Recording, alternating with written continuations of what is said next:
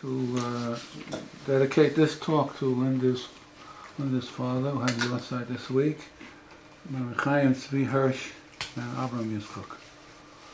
He was a great chess player and a shtickle philosopher. A typical description of the great intellectuals of Europe. They came from Riga and Vince, Rogachev and Rameya Simcha, quite a bit. His father apparently was a chazan and davened there with Rameya Simcha in the same shul, so it's part of the real in-group of halacha and Torah. Anyway, the ninth candle of Chanukah. Now everybody knows that Chanukah has 8 days, so we celebrate with 8 lights and a Shamash. I'm not the first to write and talk about the ninth candle. Not meaning the Shamash, we'll see right away, but ninth candle. Now, Chaim Sabato, in one of his books, when I came into the Sephardi world by Chana marrying Roni, well, I had to learn how to eat Pesach matzah and a lot of other things, but so I don't know, what do I know about challah? Nothing. So, in one of his books, he talks about a nine place candelabra. And I said, well, what's that all about? It's 8 days. So what's 9 days? Apparently, there was a time there when there was a plague in the city, and to commemorate coming through that plague, they added another candle to Chanukah. Now, don't jump right away about halakha, because this is a hidur mitzvah. Lighting the 8 candles, either one way, according to Beit Shammai, or the other way, 8 to 1. This is a refinement and embellishment of the mitzvah, but the mitzvah in the Gemara is 1 candle each day. So, because I asked right away, well, wait, there's a halacha. I mean, I'm sure they wouldn't. This is the town of Ibn Ezra. they wouldn't break a halacha. They do something else. But here there's no halacha involved. It's a hidur mitzvah, an embellishment of the mitzvah itself. So therefore, to add a candle because of this commemoration is certainly within the halachic bound. Okay. Chanukah. For contemporary Israelis, Chanukah is the story of a great military victory. Some put Hashem in the picture, some don't. But the basic orientation is to say something about Chanukah that's relevant. And indeed, Israel, the new state, 1948, had to fight for its existence, is still fighting for its existence. And so Chanukah, in the literature, when you read, like you have a number of manuals, and you read some of the literature, you see that the motif of the Israeli public vis-a-vis Chanukah is to make it relevant and to talk about the great victory. The issue of the oil that burned for 8 days, that's sort of played down or not mentioned much in that literature. But the basic point was this attempt to make it relevant, to say something that's relevant, that has some meaning for the people. Okay, Chanukah is against Greeks, Greek civilization, Greek society, and especially Greek philosophy. Now, one could argue that and say, look, you're narrowing it down too much when you limit it to Greek philosophy. However, it certainly was one of the key dimensions in the Hellenism and the whole development of medieval philosophy. We went through a legacy of Greek philosophy. It was a 1,000-year legacy until the 17th century. It was a big thing. And we had both sides of the fence. What's the value for Torah of philosophy, and does it help? Does it do something? Does it add? Or is it a detriment? And that battle still rages today, but this was the basic point. Chanukah is against Greek philosophy. But against means, what's it for? What's the pro? This is the negative. So, in the book on Chanukah that I wrote, we talked about and focused attention on this business of Greek philosophy versus Torah science. In this little book, I talked about showing, and I try to indicate, just set up the basic orientation to indicate that it was against philosophy, against metaphysics, which we'll get to right away, but in the name of or for Torah. And what was the point?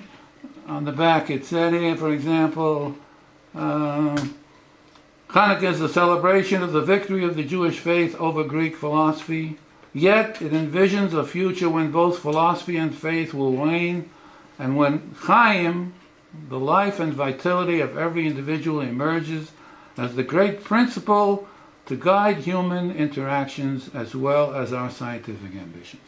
And the book was subtitled A Light for the Future, and that was the motif.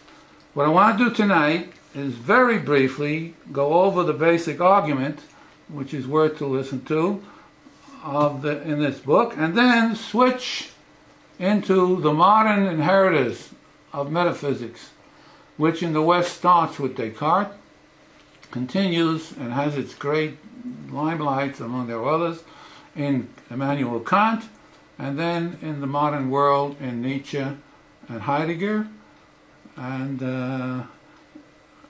Bertrand Russell. no, Bertrand Russell's not in metaphysics, that's for sure. But he wrote. But I mean, Russell touched everything.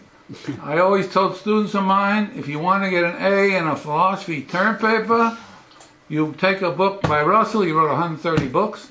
Take a book by Russell on the topic, women, politics, Soviet Union, or whatever you want. 130 books, you know. He's a great writer, and he knew how to make fudge. If you read carefully, many times he writes, and all of a sudden he lost the argument. And instead was a nice chocolate pudding. But you didn't care. Well, a great writer, but nevertheless a great writer. And so I told the people, you got an A for a paper. Get the topic from Russell, write the paper. You'll find the places where he fumbles a little bit. That's your critical section. Open up, write your 3 pages on critical section, you got an A. That's it. Simple thing like that. Read Bertrand Russell. Okay. B'derech Agav, everybody knows I got a letter from Bertrand Russell. He was known not to answer anybody. I wrote my dissertation on Whitehead. Whitehead worked with Russell on Principia Mathematica, and I had a Wittgenstein critique of Whitehead, and there was nothing in the literature. When you work for a doctorate, you know, you don't want to do things yourself. You want to have sources. So you could say, okay, this guy said that, this guy said that. Well, there was nothing to say. I mean, there was nothing in the literature. I had to do it myself. Well, it makes you a little scared. But anyway, I wrote Russell a letter on those postal things that you fold up with Mr. Russell and this and that. No Kunsten or anything like that. And he was known not to answer. He said, look, read my books. And so I wrote him a letter asking him if he ever introduced Wittgenstein to Whitehead, because Russell wrote the introduction to Wittgenstein Tractatus in 1921. And so I had this thing, and sure enough, the talk of Boston. Joe Levinson got a letter from Bertrand Russell. I should put it online. Maybe it's worth $10,000. Because he didn't like the typist. She made a few mistakes, so he wrote in his own hand. He changed what she wrote. Okay, one day maybe we'll hit it. Go for it. But anyway, Bertrand Russell. Okay, so what I want to do now, just very briefly, is give over this fundamental piece, which was led to the conclusion that Torah is for science against philosophy, which is not for science. It has its own dimension and so on. Okay, so in the Kabbalah system, there's a famous discussion, clarification on what's called the 10 Sfirot. The Sfirot, in short, are a description of the world of the Neshama. Let's give you a full description of the world of the Neshama, and it was built on five units, but there was Keter, Chochma, Bina, each one had a value of 1.0, and then there was Chesed, Gvura, Tiferes, Netzach, Yisod, each one had a value of 0.1, and then Malchut had a value of 0.01. And so this was the whole, there was system with Esesirot, but the problem was, when you say Das, well, that's the 11th Sfira. It's Keter, Chochma, Bina, Chesed, Gvura, Tiferet, Netzach, Yisod, Malchut. That's 10. Well, everybody knows that Das is one of the Sfirot. Chabad is Chochma, Bina, Dat. I mean, so it's known that, so the question was, well, the system is built on 10, not on 9, or not on 11. So the basic point was, okay, what is this Dat business? So, the basic orientation in the Kabbalah systematics was that there's Keter at the top, Chochma, Bina, then Chesed, Gvura, Tiferes, Netzach, Yisod, and Dat is not in the picture. So, the basic orientation was that in the Kabbalah system, each of the Sfirot had many dimensions, and one of them was the outside dimension and the inside dimension. It's not important to know the details, but what the point was, there was an outside and an inside. And so, Dat was the inside of Keter. So therefore, the 10th Sfira was not itself, by itself, like the other 10, but it was a subset or a dimension, shall we say, of Keter. The inside teaching of Keter. And then there's the outside teaching. And Dat is the inside teaching. So what's the inside teaching? So Dat meant intelligence, problem solving, relating to practical things of life, and, as the word indicates for us in modern Hebrew, Mada comes from the word Dat, and after the scientific revolution, Dat included what we call science. Of course, science is much more than organized common sense and organized intelligence. However, it's the same orientation. There was Keter, the crown, HaKadosh Baruch Hu, Chochma, Bina, Dat, Chesed, Gvura, Tiferet, Netzach, Yisod. So if Dat is the inside of Keter, and Keter is at the top, so the question is obvious.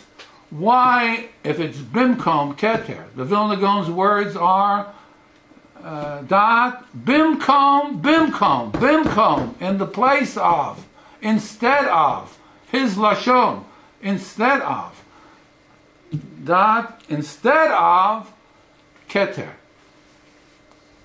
Well, so again, so it should be on the map, the usual diagram of the Sfirot, when it starts at the top and goes down and so forth, 1, 2, middle, 1, 2, middle, and so forth.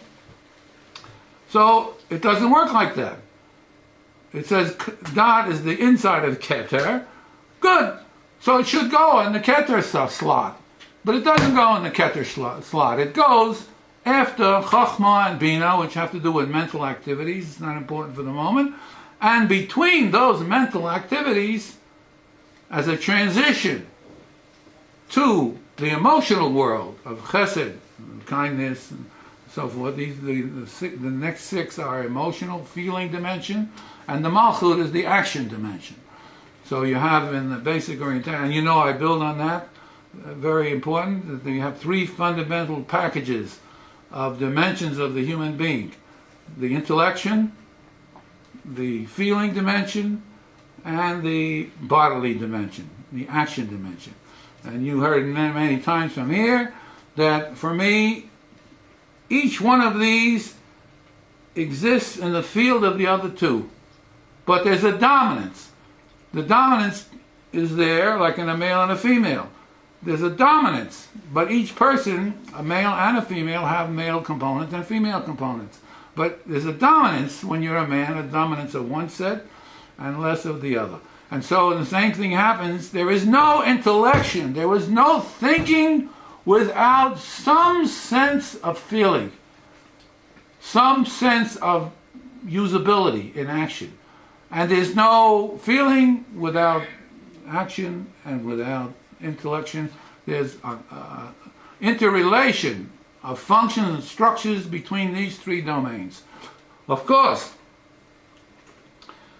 where are we in Western science? We're trying to understand something about the life system. Well, look at all the complexity. Look at all the complexity just from a little thing coming out of the Kabbalah of having these fundamental dimensions of the human being. Unbelievable.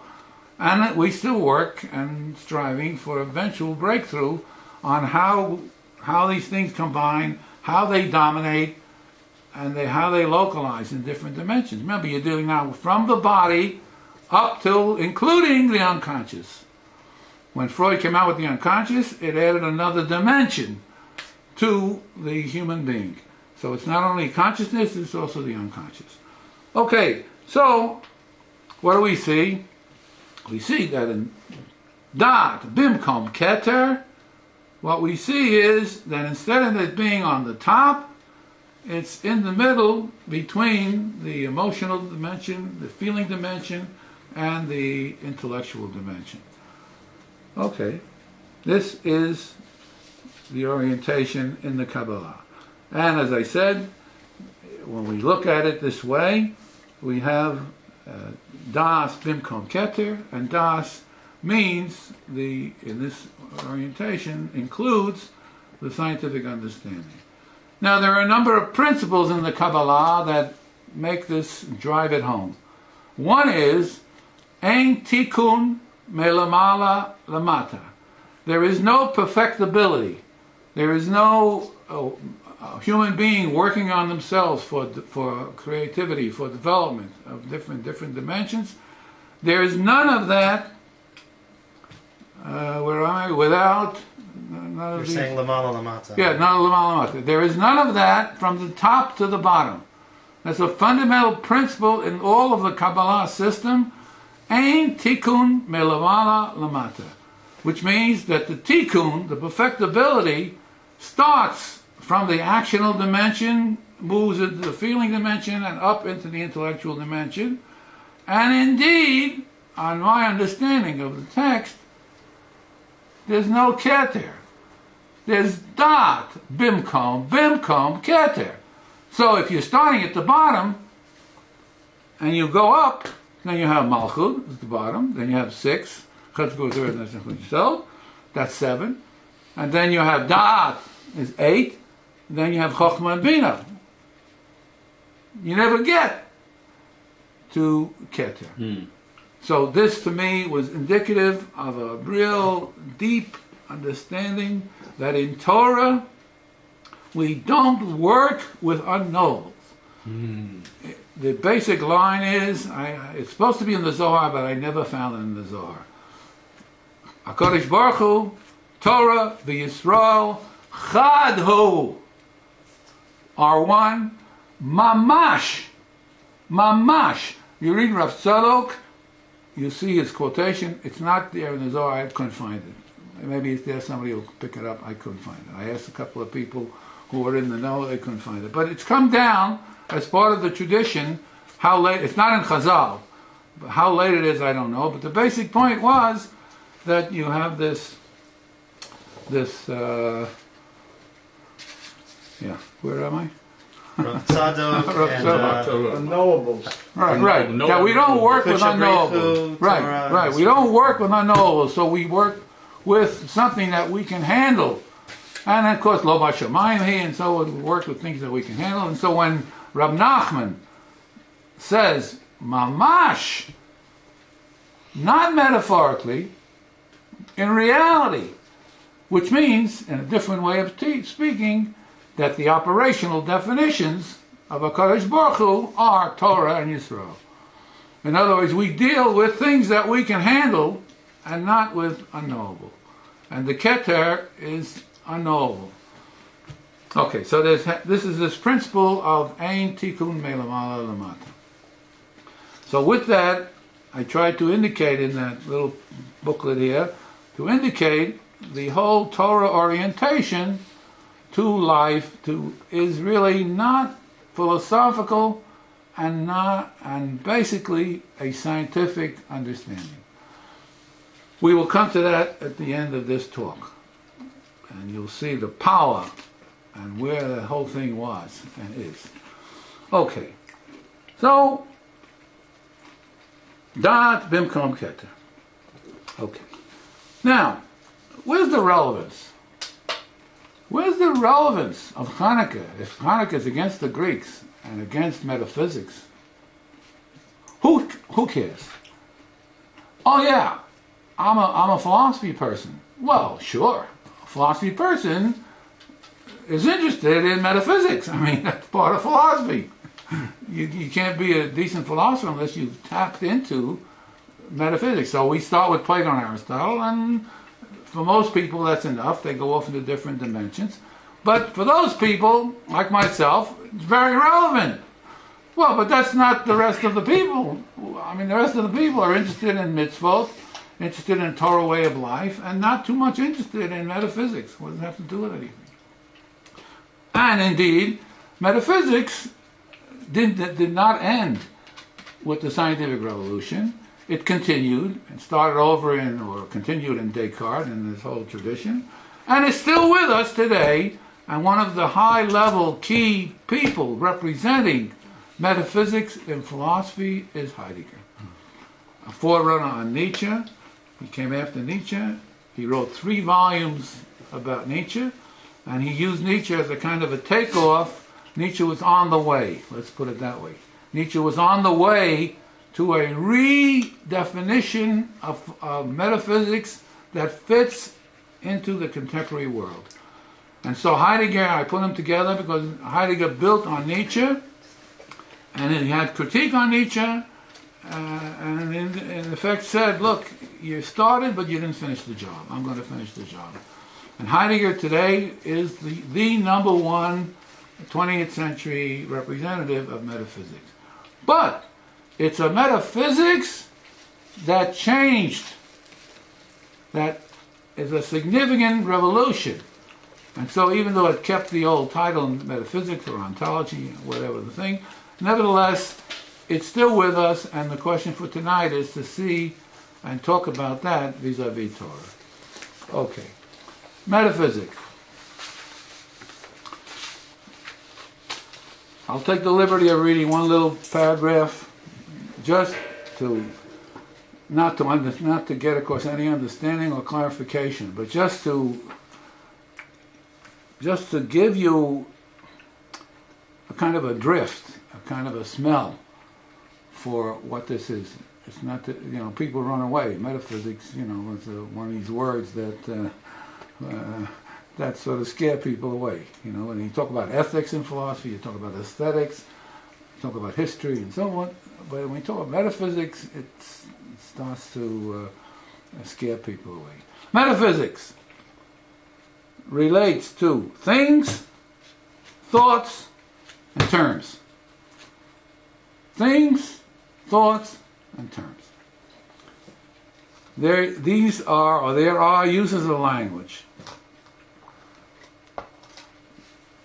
The modes of knowledge and the kinds of being. So language, being, and knowledge are topics in the metaphysics. Metaphysics relates to the realization that in relating to any of the above, there is mention of one, a few, or all of the others. In other words, metaphysics is such that the questions it asks and the arguments it puts forth and the clarifications it puts forth have this kind of a picture where if you start talking about knowledge, you won't end with knowledge. You'll end with something else that's related. You start talking about logic, you won't end with logic. In other words, we're not talking like in physics or the positive sciences where if you begin with physics You could have speculations and so on, but you end with physics. You begin with economics, you end with economics. Metaphysics, because of the complexity, has these movability. It has this kind of a thing where, again, metaphysics relates to the realization that in relating to any one of the above, to thoughts, terms, things, there is mention of one, few, or all the others. The history of metaphysics relates to the changes over time of the primacy of being, knowledge, or language. The history of metaphysics is Greek, pre-Greek, and post-Greek. That needs a comment. When we went to school, not that we're the old man, civilization began with Homer. And before Homer, before the Greeks, everything was a kind of a barbarian world. Well, there was some guy who came out in those days, I forget his name, on Babylonian astronomy, and that opened up the whole thing. Said, what? There were people before? There were people before the that knew something about astronomy? There were people before, and then the pyramids came in and all kinds of things came in. And indeed, in the last couple of 100 years of research and so forth, there's been a tremendous opening up of the pre-Greek world and of the Orient included. Okay, but here, for tonight, and you'll see a little later, metaphysics, the history of metaphysics is Greek, post-Greek, okay. We have Heidegger, we have the tradition from Descartes and so on, that's post-Greek, but also pre-Greek. And that's to be emphasized. And indeed, the Chumash world, right, pre-Greek, is pre-Greek. What about the Babylonian world, Hammurabi, the Egyptian world, and so on. So there was a cross-culture and everything. It's not important for tonight, but the basic point is, on the view that I'm taking, and you'll see why at the end, there is such a thing as pre-Greek metaphysics. And Israel, Moshe Rabbeinu, and so on, what eventually becomes Torah, is in that category of pre-Greek metaphysics. So that's a chiddush, and I'll show it to you a little later. The primacy of post-Greek metaphysics is knowledge. The primacy of pre-Greek metaphysics is language. And the primacy of Greek metaphysics was being. In other words, given these three basic components, there were dominances, fundamental dominances in the three categories that I'm talking about. That there, in the Greek world, all the questions in the last analysis related to being. Even question like Plato raises, is non-being a form of being? Well, it's something. Anything that is somehow has to relate to being. So there's beings, and then there's being. Then there's existences, then there's being. Then there's reality, and there's actuality. And so any term that you use about things that are, that Charian is, eventually get put into a picture, the basic principle of which was being. From Descartes on, the basic principle of metaphysics was knowledge. Descartes' famous beginning point was, I think, therefore I am. So the I think, we're in the domain of thought. So that the whole medieval metaphysics was in effect shifted and redone, reformulated between the Descartes in the 17th century all through the 18th century. Took its primary, its highest level formulation was in Immanuel Kant, and indeed Heidegger wrote a number of books about Kant to show how Kant didn't go all the way. Nietzsche was on the way, but didn't go all the way. Kant was caught or stuck, not in being, but in knowledge. Knowledge was the basic orientation. And indeed, critique of pure reason. We're talking knowledge. We're talking think terms. Okay? So Kant was this culmination of the Cartesian beginning point, and it was a metaphysics built on the primacy of knowledge and its dimensions. And the post Descartes Kant picture is Nietzsche and Heidegger. And that's what we'll get to right away. And so I said, okay, in this little piece that I wrote up just to introduce the topic, the focus of attention was not on knowledge, but on language. We see that right away in a very simple thing. If you read Heidegger, you see. He takes a sentence. He's talking about thinking. What is thinking? He wrote a book, What is a Thing? So he talked about thinking. And he looks at the sentence that he wrote or somebody else wrote, and they say, thinking is putting together this and this. So he says, don't answer the question. What do you mean putting together? What does that mean? What do you mean? That was just the language to... I didn't mean anything by that serious. That's not a philosophical term. Oh no, that's very important.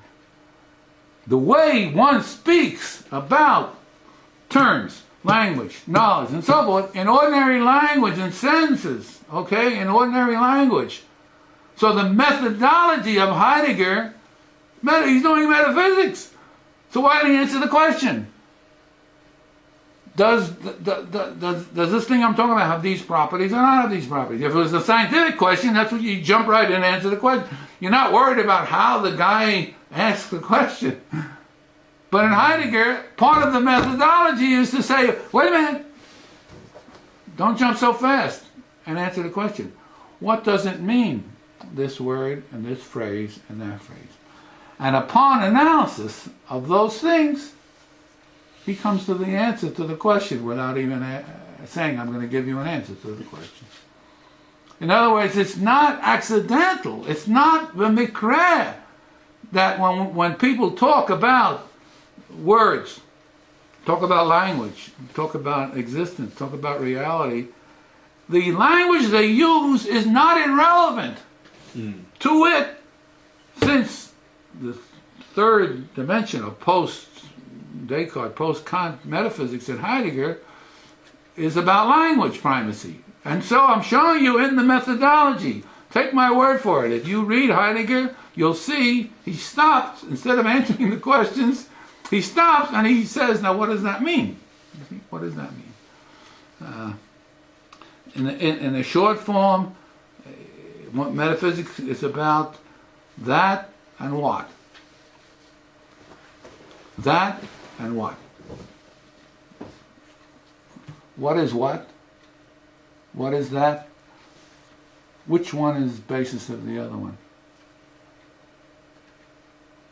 That is indeterminate. Doesn't have shape, it's not, to say what, well, chair, well, that's determinate.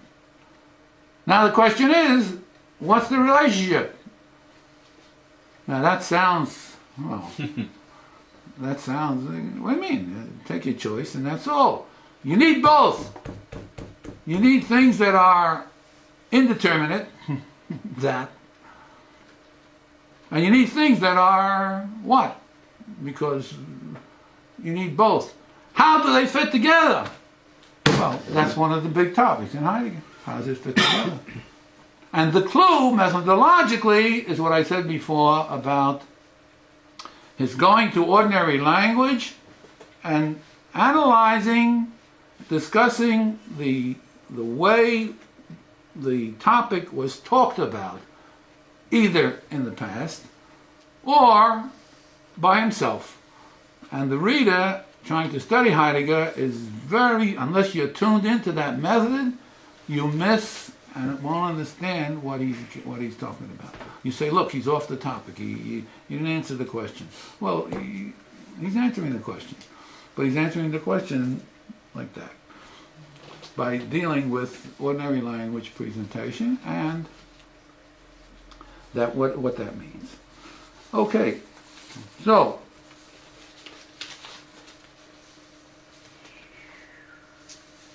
in working, I came to Heidegger this last month or two by a crazy indirect route, and all of a sudden things emerged, just it blew the mind.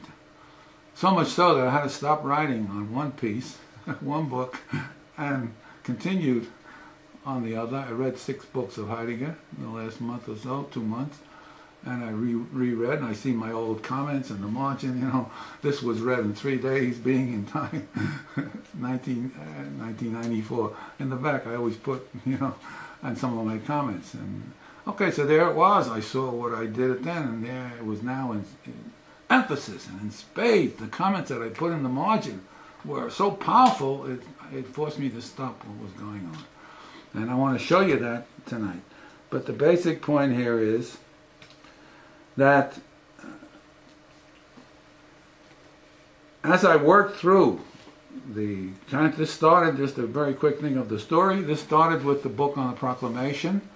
And the proclamation of the Israeli state says the state will be based on natural right and historic right. And I showed in the book that natural right is an old-fashioned concept that was critiqued by Rousseau, and after Rousseau there is no real viable concept of natural right. In the UN Charter we talk about human rights, but not natural right.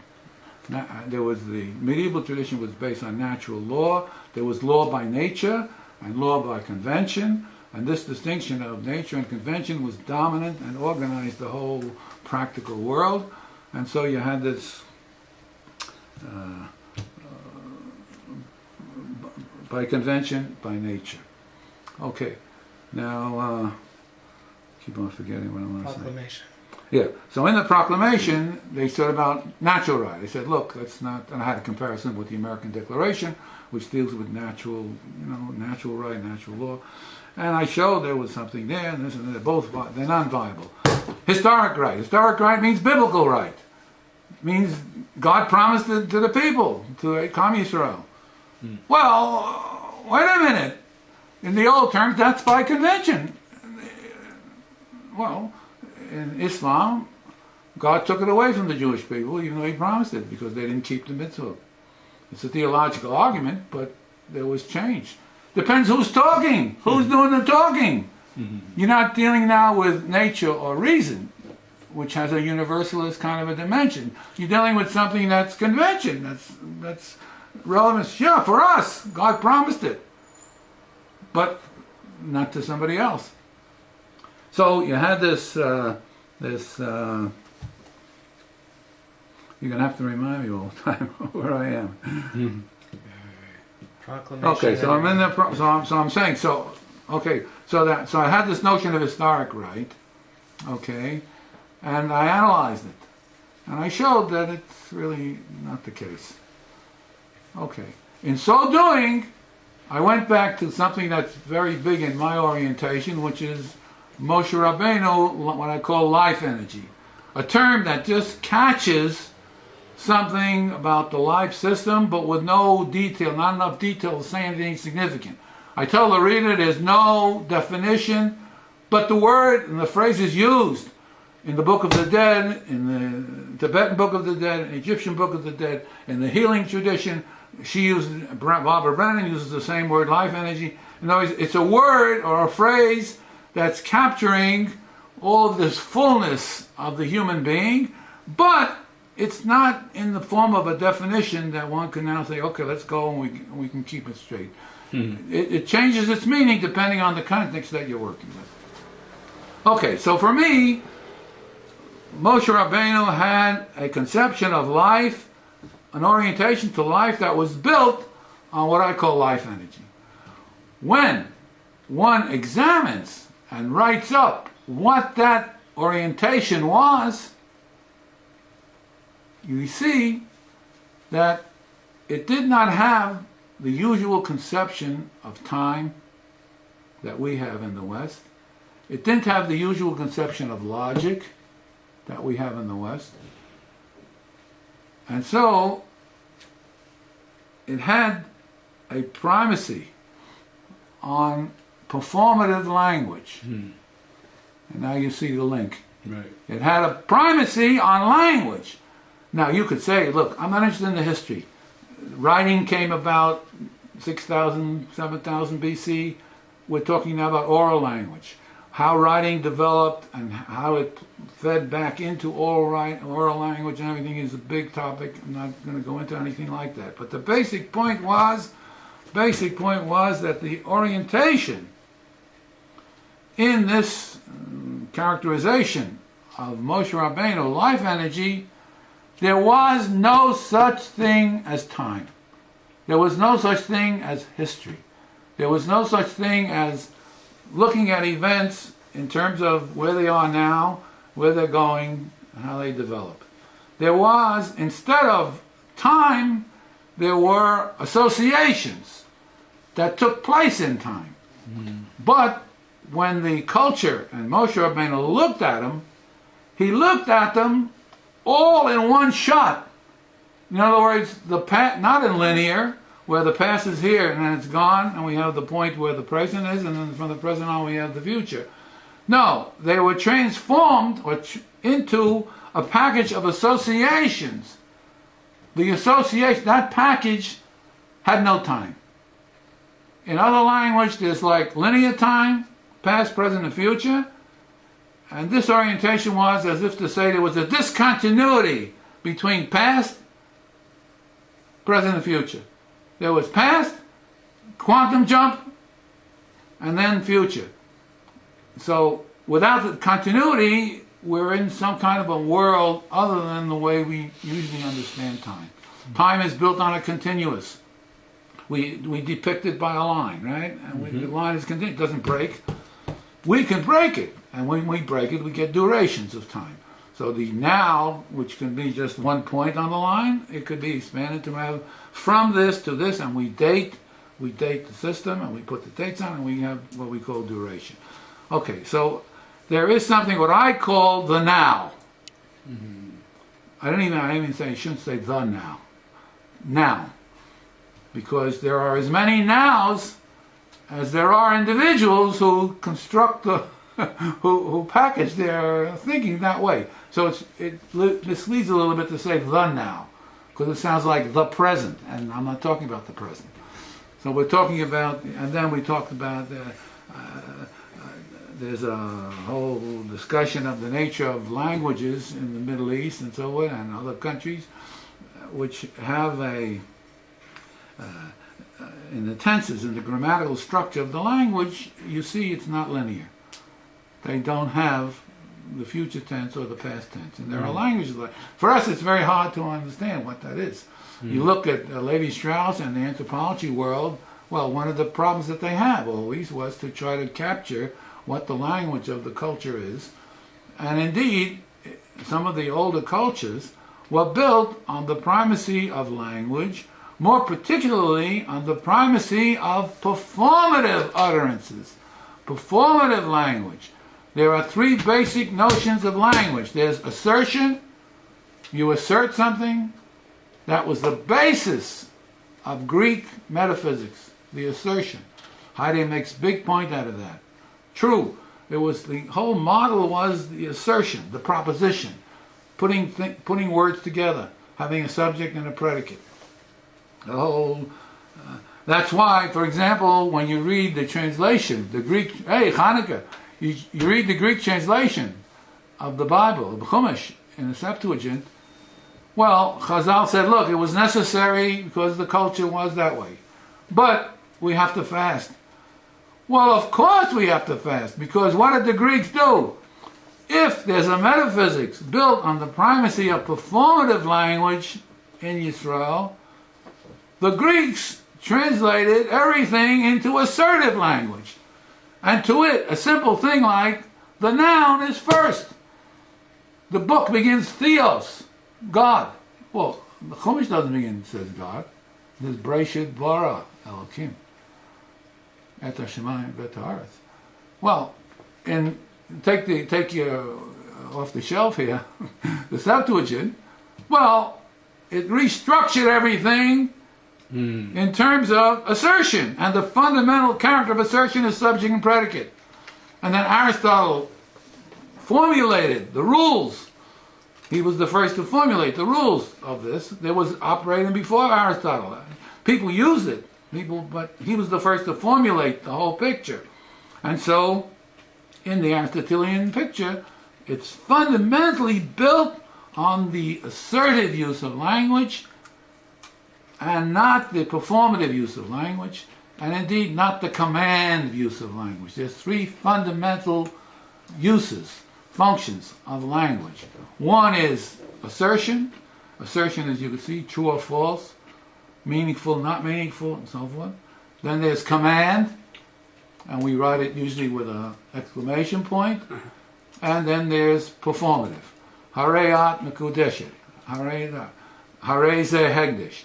And indeed, the first story in the Chumash, the creation story, what does it say? What's the form? It says, Yehi or. Yehi is performative language. Right. When you have hegdish and you say, let there be, hegdish, let there be. Well, that's a performative utterance. So here you see right away in the Chumash, when we're talking about HaKadosh Baruch Hu creating the world, the basic structure that's giving meaning to what that is, and sometime we'll go again into the creation story from this point of view, which we didn't do last time or once before. And you'll see the Chumash opens up and it exemplifies the point I made that there is a pre-Greek metaphysics.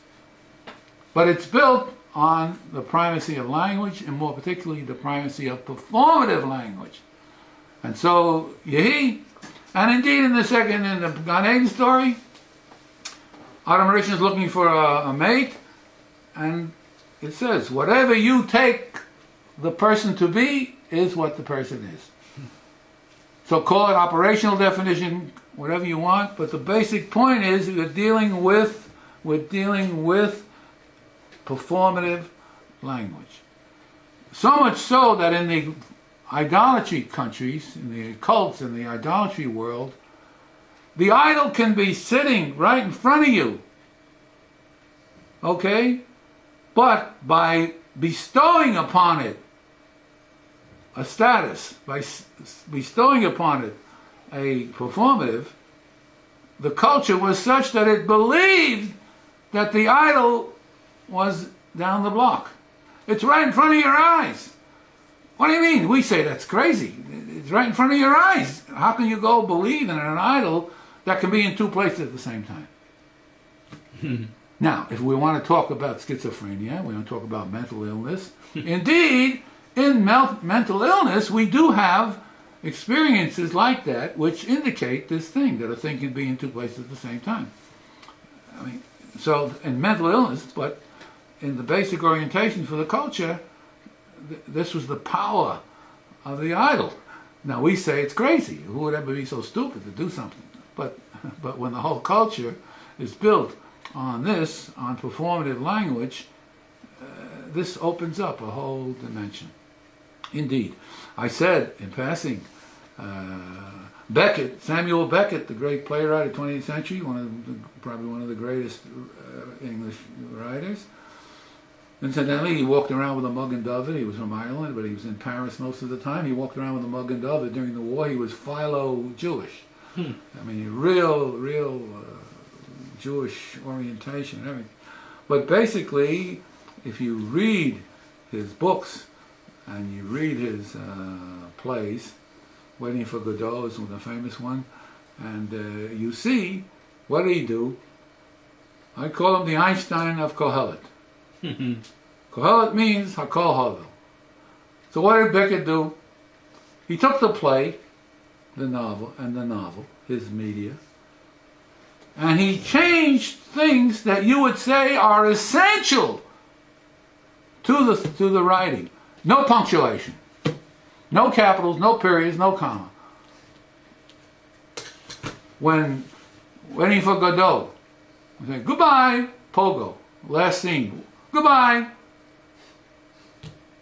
Well, he didn't walk off stage. But, I mean, the diction has to match the action. I mean, if a guy says goodbye, either the curtain comes down or he walks off stage. I mean, opera. You have the aria. When it's finished, the guy doesn't just stand there. he moves. The action has to fit. Beckett took every single component of the novel and the play, the drama, changed things that everybody would say, well, you changed, this is not a play. He has a play called Breath, Hevel. He has a play called Breath, 57 seconds. The curtain goes up, there's a garbage can here, a garbage can here, and 2 light beams, and the curtain comes down. 57 seconds! That's a play. That's a play. In other words, Beckett took everything in the repertoire of the novel and the drama and showed that the world, these world, mini worlds, shall we say, are not Hakol Havel. There's always something to be done.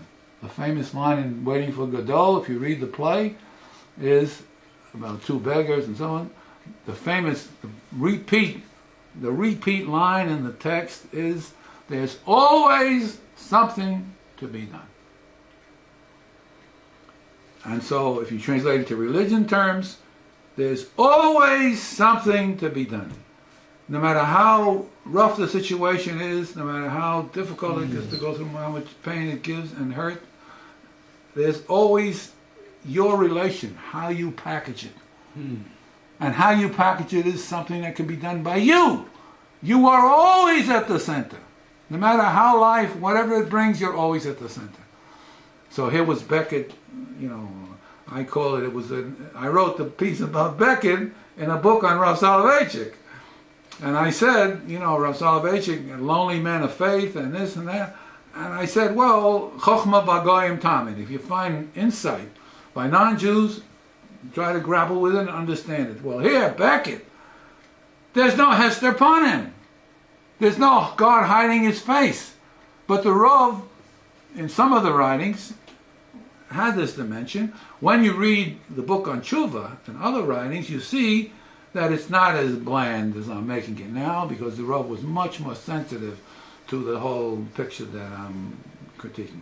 But that's not for tonight. But the basic point was that Beckett had this orientation. Now, just imagine, instead of imagining like the novel, having the novel, and you read it, no punctuation, you don't know where the sentence ends, you don't know what to do.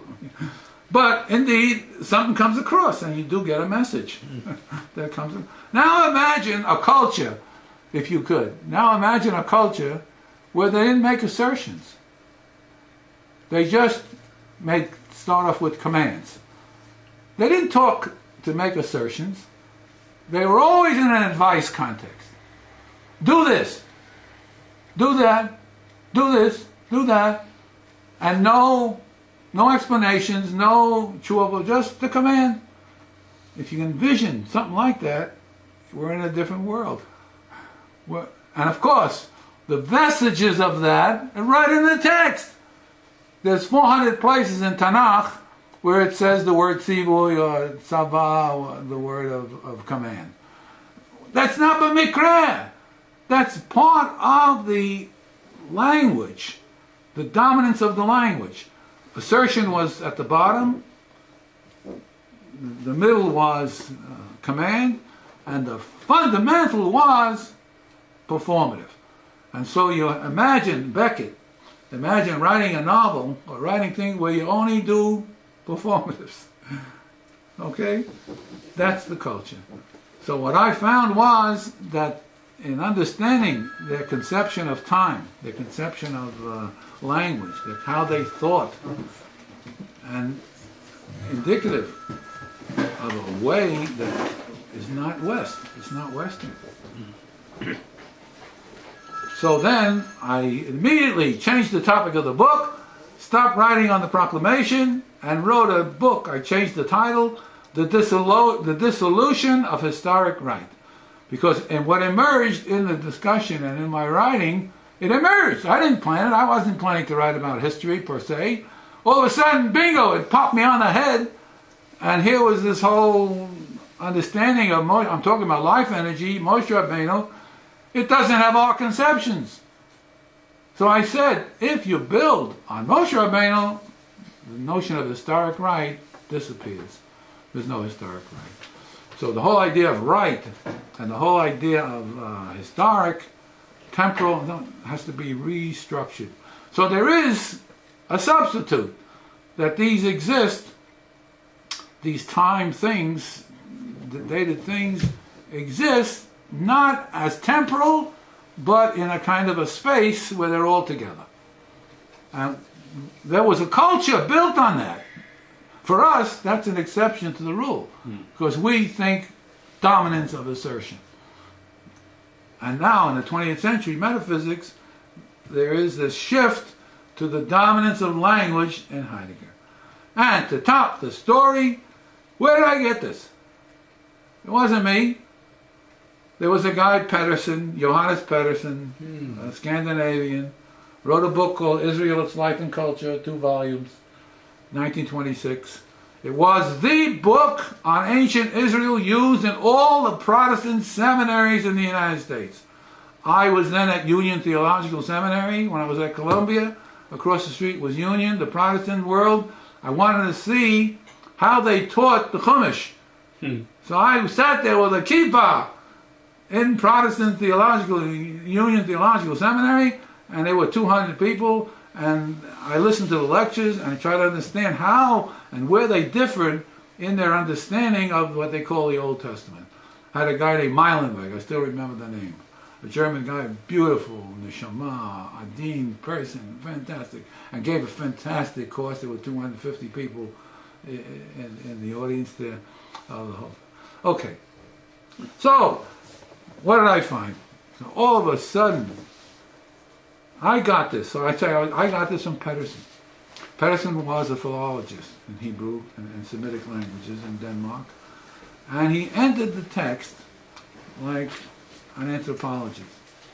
And he wrote his book. In his book, he tells you what is the neshama, what is bracha, what is kavod, what are these things that are carrying, what are these things that are carrying the Chumash world. He was concerned with Tanakh across the board. I'm concerned primarily with Chumash, but it makes no difference. He also recognized something that I wrote about and talked about, that there was a big significant shift in things, including language, when the prophets, in the king's period of Shlomo Melech, David Melech, and the prophets, there was a shift and a restructuration of knowledge and understanding, and with it went a loss of this whole Moshe orientation to life. And indeed, in my work, I'm trying, with others, trying to recover that picture, that thing, that whole dimension that was lost. So look at it. What emerged? There's no history. So I said, well, got to read Heidegger again. So I went to the shelf, took off the book, and it said there, read 3.5 days, 1994. Okay. So I started to read Heidegger. So I did about half of that, and then I have mostly in Xerox, so the whole table is full of Xerox papers, and I read 4 or 5 Heidegger books. What is thinking, what is the thing, and so on and so on and so on. And lo and behold, being and time. Time and being. Here's another essay called Time and Being. So, what was his chiddush? On regular Achad, his chiddush was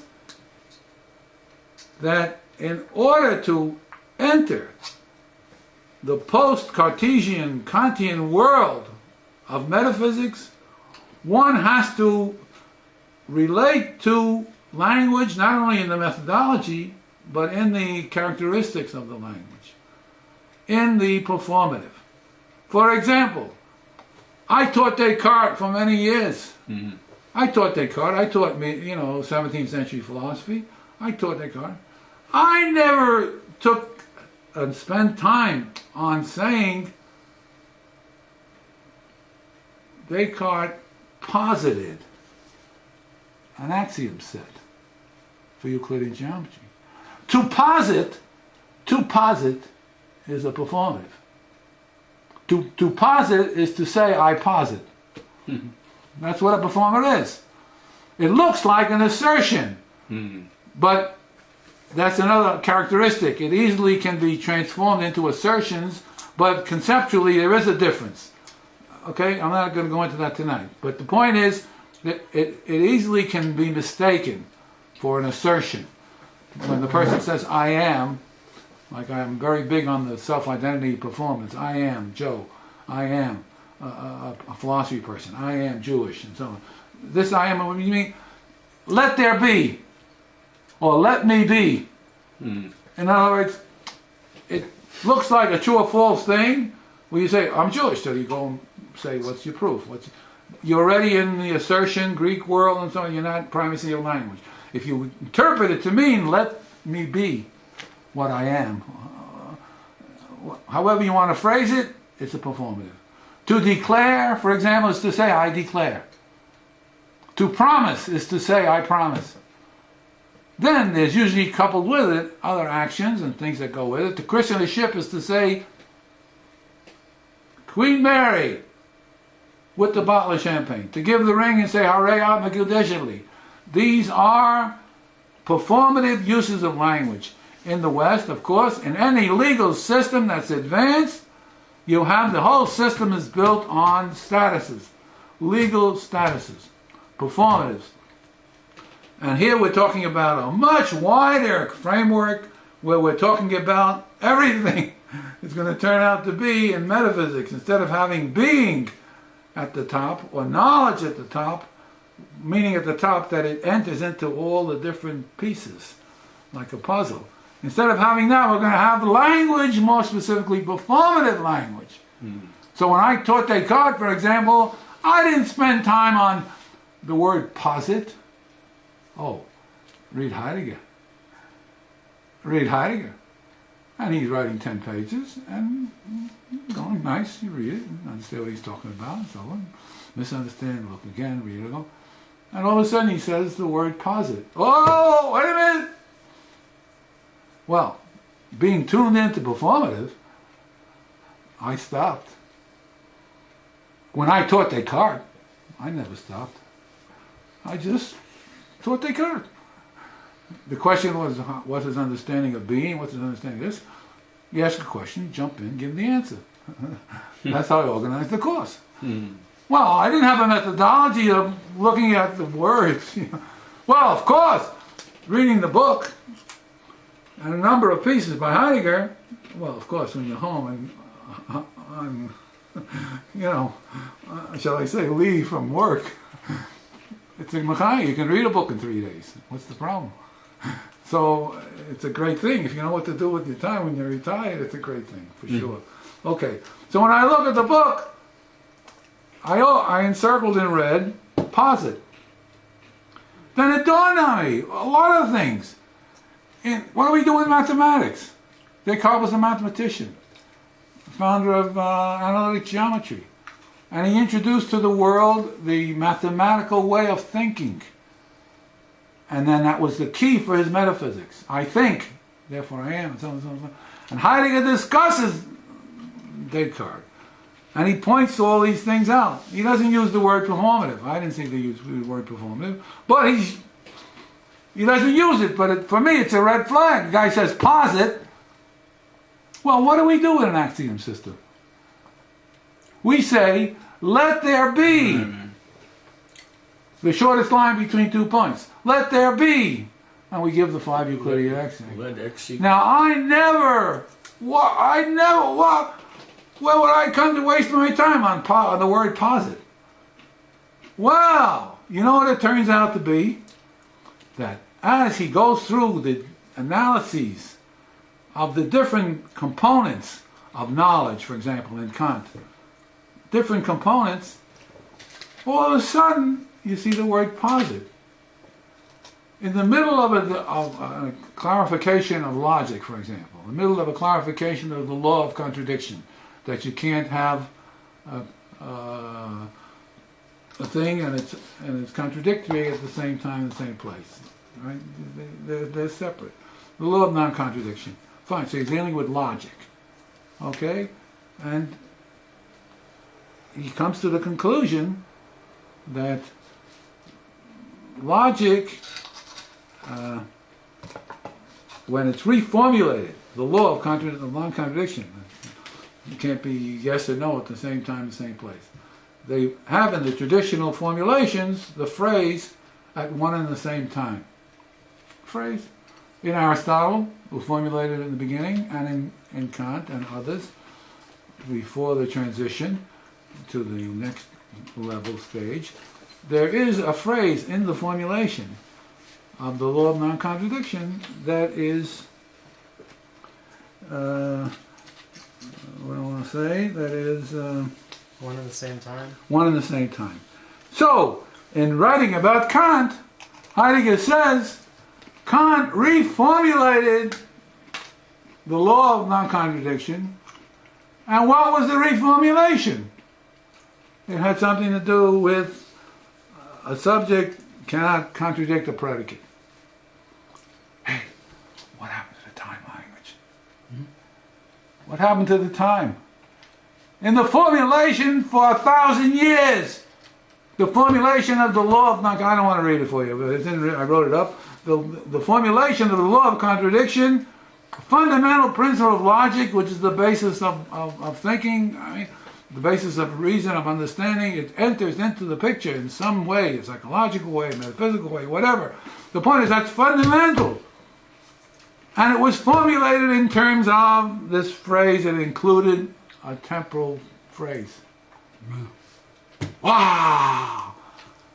Kant comes along on Heidegger's interpretation, and he says, Kant says, I eliminated, in effect he says, I eliminated the time talk. This is my language. That's what he did. And he gives you what his formulation is. And he eliminated the time talk. Okay. Well, in a way, it's a kind of a move back to Moshe Rabbeinu. It's a kind of a move, going away. When you get to Heidegger himself, it turns out, it made me crazy. It turns out that I'm reading Heidegger and I'm reading me. I'm reading Heidegger and I'm reading Patterson. It's the same thing. We're talking, there's so much similarity between what he says, even the words he uses. He even uses the word now in the context I'm talking about. So, I'm reading Heidegger and I'm hearing myself reading Patterson. A crazy experience. And I'm asking myself, how could it be, what's the odds that a metaphysician like Heidegger, dealing with straight metaphysics and the history of metaphysics, that's his work, that's his material, how could it be that he gets a conclusion that is almost the same as a conclusion that I got from a philology, anthropology person? Two different fields completely. One is a science or a life science, whatever you want to call it, a low level, high level. The point is, it was Patterson. I didn't make it up. I got it from this guy who talked about how they thought. They didn't think in logic terms. They didn't do this, they didn't do that, they did this instead. So I went crazy. I asked myself, what does that mean? What do we do? I still don't have a good answer.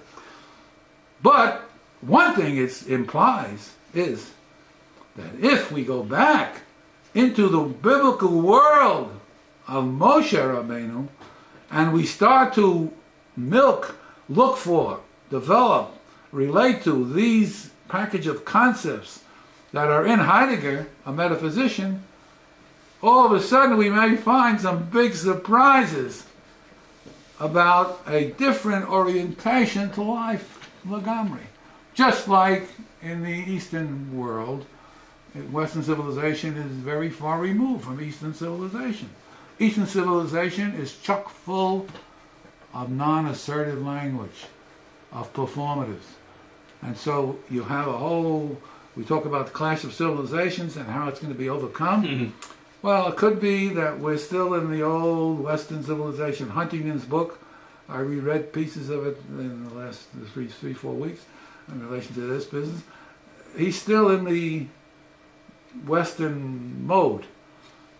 the problem is, how do we make Eastern become Western? But what about the other way? What about how do we get Western civilization? Your stuff. Well, How do we get Western civilization to incorporate and Right. to develop aspects of Eastern civilization that are so different and make you perk up to say, well, like I said about the idols, it's crazy. You don't understand how it's so illogical and so stupid. The guy idol is right there. How can the person say they're thinking in the same place? It sounds like magic, magical thinking. It's Yeah. association. But You it's not associate magic. The idol with. Good. You ask a good question. It's not magic, but it has aspects that have come down as a magical dimension. When you translate all of this into, call it narrow existence terms, yes, you get something that looks like magic. Well, But conceptually speaking, there's no magic in the world. Period. So one has to explain, what does that look like? Then we get into Julian Jaynes and get into hypnosis and schizophrenia and other things that look like magic. For the schizophrenic, his world looks like a magic world. For the schizophrenic person, mentally ill person, yes, somebody can be in at the same, two different places at the same time. I mean, clear as the day. All the literature points out. I'm rereading. I'm rereading Jane's book, and I was up to the chapter on hysteria and schizophrenia, and he makes a number of points. Again, so interesting. It's not to say that Moshe Rabbeinu was a sick world, was a mentally ill world, but so many of the things Jane says about mental illness, again, I like Pedersen reading the biblical world. So here's another guy. Here's a guy coming in from psychology. Crazy. Here's a guy coming in from psychology. So we got an anthropologist, linguist, we got a metaphysician, and we got a psychologist dealing with the nature of thought, and indeed in terms of mental illness and so on. 3 different orientation fields of thinking come out to more or less the same. And there's a 4th. There's another one. There's a guy, Yerushalmi. He was an Israeli, an old man. He was at Columbia. He passed away recently, I think. He was at Columbia. He took over Salo Baron's place in the history chair. I studied with Salo Baron. I took 2 years of Jewish history. The guy walked in the classroom, short, this big, this tall, and he shoot from the hip, 2 hours, not one note, not one thing. He go on the blackboard, that's all. And he would just come in and boy, a walking encyclopedia. Of course, his book, I think, was 18 volumes, socioeconomic history of the Jews, and so on, so on, so on. So he took over the Baron chair. That was his professor, and Yerushalmi made a big hit, world-renowned guy, in a book by what he called Zachor, Remembrance. And his basic point in that book, without the details, sometimes we'll spend a whole session on Yerushalmi and the work, but the basic point was that our conception of historiography is built on old-fashioned assertion, notion of language, not rich enough, such that it's built on a linear conception of time. Chronicle, development, Thucydides, and so on. It's built on a linear conception of time, and he discovered what he called historical memory. Historical memory is a certain kind of a version of what I call the now. In other words, there's a memory space in which there are, quote, dated events. But in this frame, they're an association package. Mythology. They all exist at the same time. When you look at it this way, and you have an memory as an association package, well, there's no linear time. They all collapse into a conception that he says must be returned to historiography. To enrich and come back to, quote, an older pre-Greek metaphysic, we will yield a real richness of history that we didn't have before. And in his book on Freud, he wrote a book on Freud, he tries to develop this thing. And so, number 4. 4 people, now we got a historian. And I mentioned Freud in passing. You read Freud, and you'll see that when Freud deals with mental illness and somewhat from the, not even in schizophrenia, other dimensions of unconscious life, the dream life, and so on, again, you'll think you're reading Pedersen. And so what we have here are five entries from 5 different fields of thinking that have zoned in on something that's very, very similar. I'm not arguing now it's identically the same. I'm saying they're similar enough that the reader, just like me, the reader, when he would read these things and juxtapose them, like I did for the last month here, and juxtapose them, you would get the same impression that I got. You would think, go read Pedersen, and that's what he said. Why he's not the king of entry into the biblical world, I don't know. Because I read a lot of biblical criticism, a lot of biblical scholarship. I don't know, nobody, he's my Bible. Nobody comes close to Pedersen. No, but I haven't found somebody talking about the nature of thinking, how they thought, that they didn't have logic, about the notion of time. They had a different conception of time. Where is it? When I was there, this is 50 years ago, oh yeah, in the Protestant world, that was the book on Old Testament, was the Pedersen book. Matter of fact, when I found it from a burnt book sale, my book here, you'll see it's charred, I jumped for joy because there was no way to get it except out of the library. And the library copy was terrible, and I like to mark up things in the margin. And so when I found it in a book sale, I jumped for joy, and I spent $25 in a used thing, 2-volume Pedersen, Israel's Life and Culture. Okay, so here's something that emerged, and indeed it came out of the blue. I wasn't looking for anything like that. It came out of the blue, and it set me on a track, on a target of first continuing with Heidegger, finishing up some of his other books, and developing the orientation and enriching my conception of Moshe Rabbeinu in terms of life energy. And so the point about tonight was to show, at least to intimate, without the detail. I was going to read sections, but I don't know if it's necessary to read. The idea being that whenever there's a discussion in the metaphysics, not only does Heidegger have this methodology, but what he's coming out with is, in my language, going back to the world of Moshe Rabbeinu, the world of Torah, which itself has been eclipsed and lost in the developments and the reconstructions of knowledge which took place in the prophet period, and then later in Chazal, and then later in the Rishonim. I mean, in other words, there were reconstructions, reconceptualizations.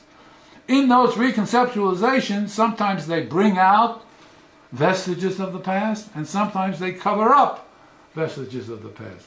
In this case, for Yahadut, they cover up vestiges of the past, of this type that I'm talking about, and they push the Torah person like myself to say, let's rediscover, don't give up, because most of the people think you're crazy. Most of the people say there are no vestiges. We're satisfied with what Torah looks like. We're not satisfied with what Torah looks like. It's not relevant. It's lost a lot of dimension that would come in if we could recapture something that was lost. And so I say, if we ask the right questions about Chazal, if we come in looking for something, we're going to find it. And it's going to cause a revolution in the way we look at the Torah sources. We won't be complacent. We can't say, well, we got it pat. We got the Gemara down pat. We've got the whole halachic system down. We don't have it down because we've been firing on 2 cylinders. We've been firing, like in Heidegger says, Aristotle, you were great, but you didn't have the whole picture. You skewed everything to build it on assertion, Assertive language, he uses the word. Assertive language, he talks about it. And being. But we passed that. There was a scientific revolution. And there was Descartes and Kant. And now there was Heidegger. And so you're going to stuck Aristotle? Great. When I took my Aristotle course, they don't point that out. You're there to try to understand Aristotle. Go get the book off the shelf. You'll see. I was nicknamed Aristotle in Williamsburg on the Shabbat. Everybody, hey, Aristotle. Well, I was doing the Rambam, so I had to do Aristotle. So, but to be called Aristotle, that was my name. I knew, that everybody was on one side of the street, and then one guy would yell at Aristotle, and everybody would look up, who the hell is this crazy guy? But this was the case. As a matter of fact, I used to have a shiur with a guy, Harold Stern, all of a sudden passed away. He's come from the University of Chicago, and in addition to taking a shiur on Chumash, every week we had a shiur. He lived near YU, uptown, 187th Street, and we used to learn Aristotle. Well, bis Mashiach, but life brings you to do things that, look, if that's what you want to do, you got to do it. Okay, so anyway, what's the whole thing? The basic point is here that when you look at what's happened, and we can give some other time some more detail about the law of contradiction, how we handle logic, how each case you see the methodology working, and you see performative. Like I said, who would ever look at a logical system of an axiom set in geometry as positing? So what did I notice, to end the story, what did I notice? As he goes through, Heidegger, as he goes through his critique of Nietzsche, to show that Nietzsche was on the way but did not quite complete the orientation, and then when he talks in his own right, and he talks about his own framework, what I'm talking about, maybe that's Parkinson. It could be, I don't know, I doubt. But anyway, Heidegger eventually getting back to Chanukah. Anyway, no, I said I didn't deal with the details, but the point was that as you read Heidegger on different topics, what is a thing? Everybody knows what a thing is. But I said before, is it a that or a what? Well, so when Heidegger would deal with the question, over time, as you see his arguments of development, all of a sudden, like in ordinary conversation, he puts in a performative. And that performative has results for the metaphysics. So, the guy would say, you're crazy. What do you mean? In conversation, we do that all the time. We're talking. One person is talking to another, and explaining something, and then all of a sudden the conversation shifts to advice. All of a sudden the conversation, but I'm Jewish. Well, that's a performative. And so in ordinary conversation, ordinary language, there's this constant shifting between, take a slice, half hour, you'll get all three uses of language. Command, advice, and performative, and assertion. You'll see it operated in the paradigm of Torah, which is conversation. And so what did I find in working a week, 2 weeks now on Heidegger, in finishing up the details, like on the law of contradiction? He posits something. He uses the word. I didn't use the word. In the text, it says he posited such and such. Well, to posit is to make a performative. And then the content of that performative had implications for what he was talking about.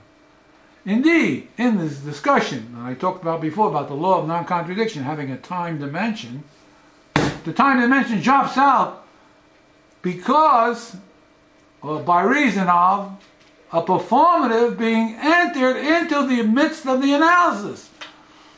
Crazy. Unbelievable. Stick to the mode. You want to talk about assertions, stick to assertions, stick to the arguments, the meanings, and so on. When are you coming in all of a sudden You want to make an axiom set? To make an axiom set, oh yeah, that's, I posit. Okay, I posit. Nature of a point, so on and so on. Positing is a performative. But here what I found was, it enters into the analysis. So in the analysis of analyzing, he puts a performative in, and that performative, when he follows it through, all of a sudden leads to the dissolution of time in the formulation of the law of non-contradiction. Well, whoever did such a thing? Aristotle didn't do anything like that. Plato didn't do anything like that. Plato didn't use performative language in the midst of the dialogue, in the midst of the whole analysis. His paradigm was assertive language, and that's what he did. He used assertive language. Sure, you can have metaphor. Too bad Baruch not here, but metaphor in this dimension is a type of assertive language. But it widens up the meanings when you have metaphorical meanings, not literal meanings, but metaphorical meanings. But that's still, the argument I have with Baruch, that's still, to me, in the domain of assertion. Primarily assertion. I never thought, or I haven't enough, about whether or not we could have metaphor. We do have metaphor in performative language, but the question is it intrinsic? How are we supposed to understand it, and so forth? But the basic thing I found was that in Heidegger, you not only have the methodology that I talked about, but you also have the entry in the analysis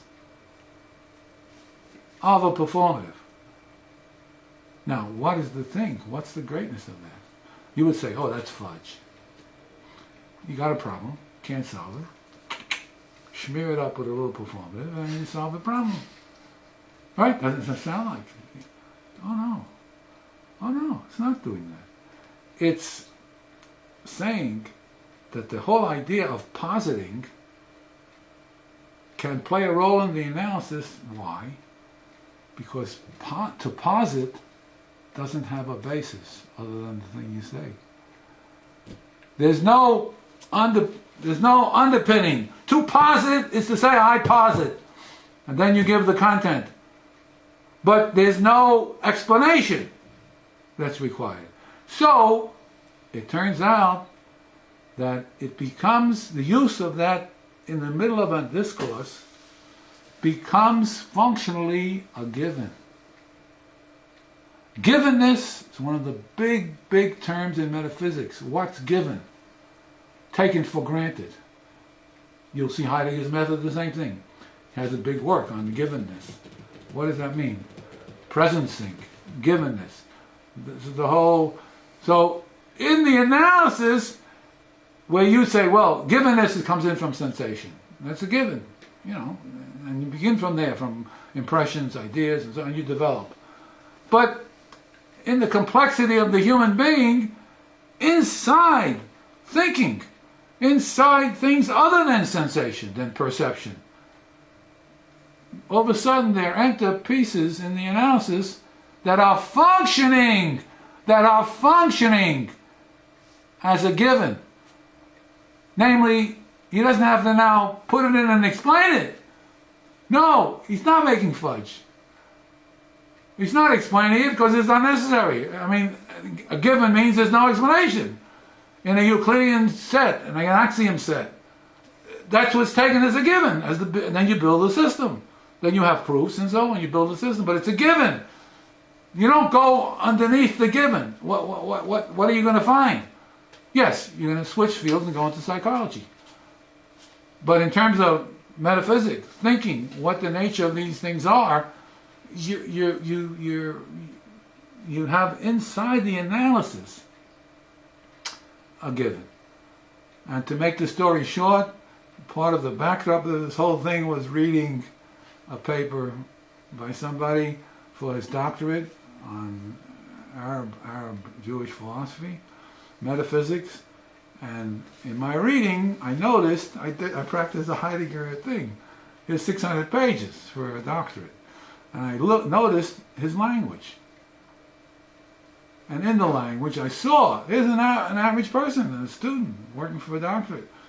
I saw that he's making moves that are helping him with the analysis But some of them are exactly like posit. In other words, they're performatives. And I raised it as a question. So he said, of course, the readers, they're not tuned into this kind of thing. But I certainly am. Because, as you know, coming from where was it first presented for me as a Torah person? In the halacha. You know, when I first came to one of the great Rabbeim and I said, you know, I studied the Torah and I got this and that, he said, you don't know anything about Torah. I heard through the great Rabbeim a great philosophy, you don't know anything about Torah. I said, what do you mean? I read the Rambam, I did. Don't know anything about Torah. What do you don't know anything about Torah? Well, the Torah system, at the center of which is the halacha, is a system that's based on performatives, on legal statuses, halachic statuses and their interrelation, their conditions and their consequences and how they relate, and how one in one context functions as an existence or a condition and so forth. But the basic orientation is the legal statuses. Well, of course, when I read the Rambam, I didn't read Moed Nevuchim. I didn't read the Mishnah Torah. I read Moed Nevuchim for the philosophers. So, of course, I was concerned with Tamei HaMitzvot, reasons for the mitzvot. Yeah, that's a philosophy concern. But what about Torah? Did I know anything about halacha? Then I came to Rav Soloveitchik in New York, and I studied in his class, and then I heard this whole orientation about the chalos and about the legal status. Then that was my beginning for sensitivity to the chalos. To end the story, when I came to Boston, they said, oh, this is Harvard, philosophy begins with Bertrand Russell. I said, what do you mean philosophy begins with Bertrand Russell? Which means Bertrand Russell and now Heidegger, performative utterance, John Austin, Wittgenstein, guys I never even heard of. But being up there and taking the courses, I realized I'm ignorant. I better study these guys also. So I studied these guys. And that was in the back of my mind all the time. And I studied the later Wittgenstein in philosophical investigations, and I began to see how much I was missing by being so immersed in the classical Greek orientation. Because for Torah, my man was the Rambam.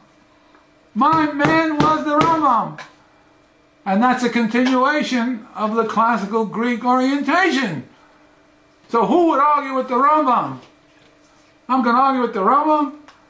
It took 35 years to begin to realize, well, maybe the Rambam is overstated. Maybe certain things are pulled out of context. Maybe if you examine his philosophy, oh yes, he was Aristotelian. But when you examine his halakha and you see how he works out and conceptualizes practical things, you will find maybe he's not insensitive to performative use of language in conversation and so on. So you begin to realize, wait a minute, there's a whole mythology that's come down with the Rambam. But you got to be big enough to say, hey, wait a minute, let's look at the Rambam in a different light. And indeed, if we have to throw it out, we're going to throw it out. We're going to reconstruct it. We're going to say, look, just like Heidegger said about Kant and everything, or about Nietzsche, he was on the track, but he didn't make it dominant. He didn't look at the world through the whole concept of performative language. And we, as Torah people, having been responsible to reconceptualize the Torah system in every tkufa, in our tkufa, the time has come to reconceptualize the system, the Torah system, with the help of the Shamash as the ninth candle. The Shamash is how we look at it. It gives the light to all the other candles. So from this point of view, it gives the light, but whereas in the past it gave the light of metaphysics and Greek philosophy and the Greek world, which Chanukah was against, today it gives the light on metaphysics, but in a new mode which is reminiscent and so fitting the whole understanding of Moshe Rabbeinu in the Torah system.